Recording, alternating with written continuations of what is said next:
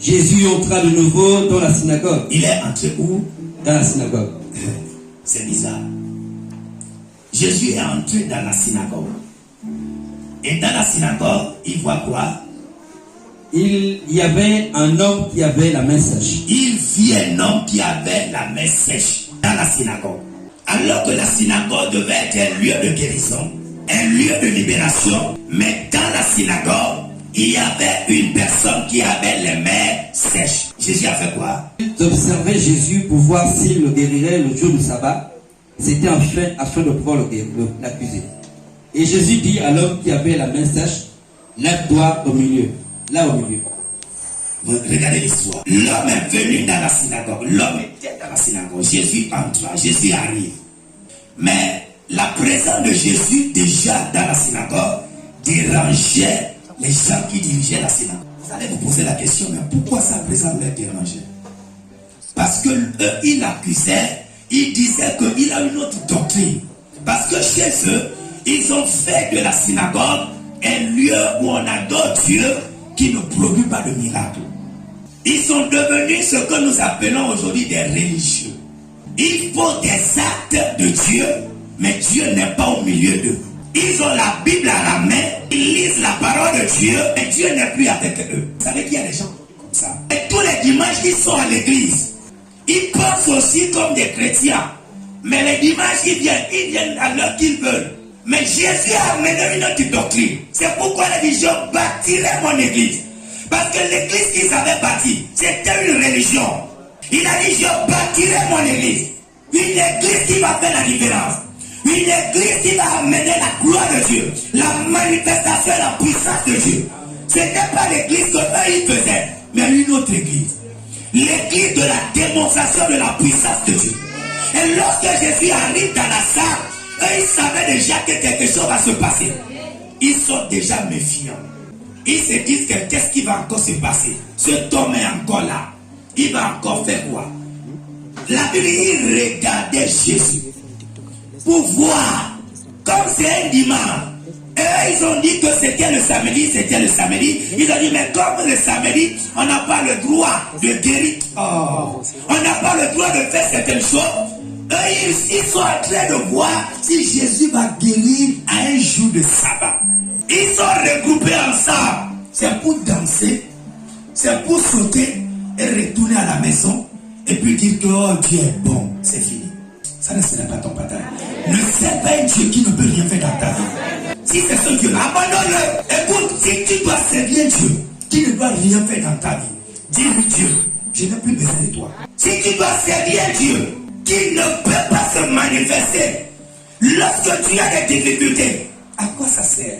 Alléluia. Amen.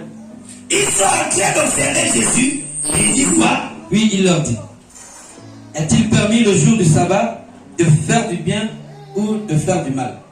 Voilà. De sauver une personne ou de la tuer? Regarde, attends. Jésus leur pose une question. C'est Jésus qui pose la question. Est-il permis de faire quoi? Au jour de sabbat, de faire du bien ou de faire du mal? De faire du bien ou du mal? Première phrase.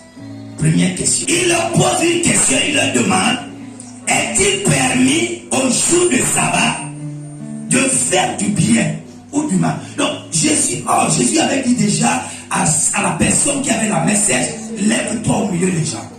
Lui, il est déjà debout. Et Jésus pose la question, il posa la question aux gens, est-ce qu'il est permis de faire du bien ou du mal au jour du sabbat? Ça veut dire que la guérison que le monsieur attendait, c'était du bien que lui venait faire. Alléluia. Alléluia. Il leur pose une question directe. Est-il permis de faire du bien ou du mal à quelqu'un au jour du sabbat? Il repose une deuxième question, il dit de sauver une personne ou de la tuer. Une personne ou de la tuer. Nous faisons l'exégèse. Ça veut dire que la première question de Jésus parlait, quand vous prenez la deuxième, c'est que quand il parle du bien, c'est de sauver la personne. Et quand il parle du mal, c'est de tuer la personne. Ça veut dire que la personne qui est malade est en train de mourir à petit feu. Jésus est en train de dire qu'il y a quelqu'un qui est en train de mourir. Est-ce que nous devons sauver cette personne? Lui sauver la vie Ou bien nous devons laisser cette personne mourir. Ils ont fait quoi? Mais ils gardèrent le silence. Le silence. Personne n'a parlé. On ne peut plus parler parce que Jésus les a amenés il a lavé leurs pensées. Et ils ont compris que ce qu'ils sont en train de vouloir faire, c'était de tuer quelqu'un d'une manière indirecte sans savoir. Alors que eux se disaient que non, on ne tue pas. Nous ne faisons rien de mal. Nous aussi, nous sommes à l'église. On est dans l'amour. Nous aimons. Mais le fait que les gens sont dans la salle et ils ne cherchent pas la solution pour ces personnes-là, ils sont en train de tuer les gens sans savoir. Vous êtes d'accord avec moi? Et il y a des gens autour de vous des fois. Au lieu de vous soutenir, ils pensent qu'ils sont en train de vous donner de l'amour alors qu'ils sont en train de vous tuer. Et lorsque vous êtes autour de ces personnes-là, votre vie dégringole. Votre vie meurt à petit feu. Et vous finirez par mourir. Mais toi, tu ne mourras pas. Lorsque Jésus arrive, Jésus dit non.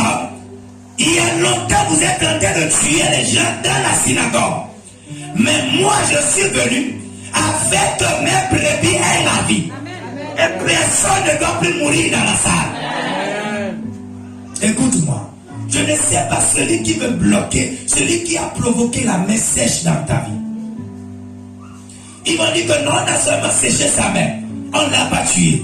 Mais ils ne savent pas qu'ils sont en train de tuer. Mais nous allons les rendre silencieux ce matin. Lorsque Jésus a parlé, il les a rendus silencieux. Et je vais te dire que tout ennemi de ta vie va se taire à partir de ce matin. Ceux qui sont à l'origine, de près ou de loin, à ce que ta main soit sèche, je dis qu'il y a un Dieu qui va les rendre silencieux ce matin. Ils vont se taire à jamais au nom de Jésus. Oh, je dis ils vont se taire à jamais au nom. Je dis ils vont se taire à jamais au nom de Jésus. Je dis ils vont se taire à jamais dans le nom de Jésus. Ils vont se taire. Les gens qui parlent sur ta situation, pour que la maladie reste, ils vont se taire. Là où il y a Jésus, les ennemis ne parlent plus.